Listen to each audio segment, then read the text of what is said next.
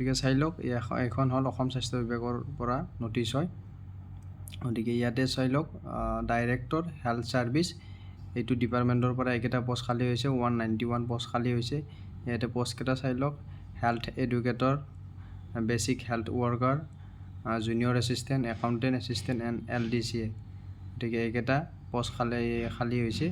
এটা দুটা তিনিটা চাৰিটা বিভাগৰ পোষ্ট খালী হৈছে এই ডিপাৰ্টমেণ্টৰ পৰা ডাইৰেক্টৰ হেল্থ ছাৰ্ভিচৰ পৰা। ইয়াতে পোষ্ট খালী হৈছে 191 পোষ্ট খালী হৈছে গোটেইকেইটা পোষ্টত। তাৰে চেলাৰীটো চাই লওক আপোনালোকে 14,000 পৰা ষ্টাৰ্টিং 70,000লৈকে পাৰ মান্থ। আৰু এইটো আমাৰ অসমতে হ'ব জব লোকেশ্যনটো, যিহেতু আমাৰ অসমৰে জব হয়।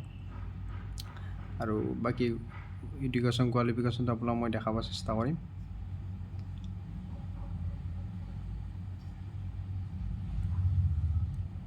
গতিকে এইটো চাই লওক এডুকেশ্যন কোৱালিফিকেশ্যন আপোনালোকে নৰ্মেল গ্ৰেজুৱেশ্যন পাছ কৰিলে হ'ব, যিকোনো ইউনিভাৰ্চিটিৰ পৰা হওক। আৰু মিনিমাম 18 বছৰ হ'ব লাগিব আৰু মেক্সিমাম 40 ইয়াৰ্ছ অৰ্থাৎ 40 বছৰ, তাৰ ওপৰত নহয় মেক্সিমামটো।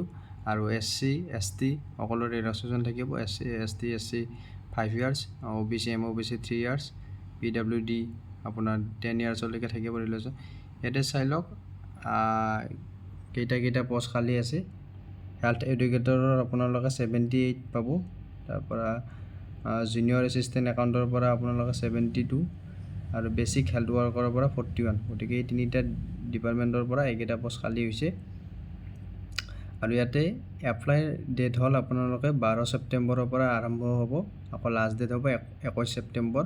গতিকে যদি আপোনালোকে 12 ছেপ্টেম্বৰত এপ্লাই কৰিব বিচাৰে তেতিয়াহ'লে মোৰ লগত যোগাযোগ কৰিব পাৰে।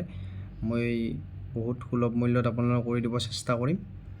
মোৰ নম্বৰটো আপোনালোকে গম পায় 7638076655।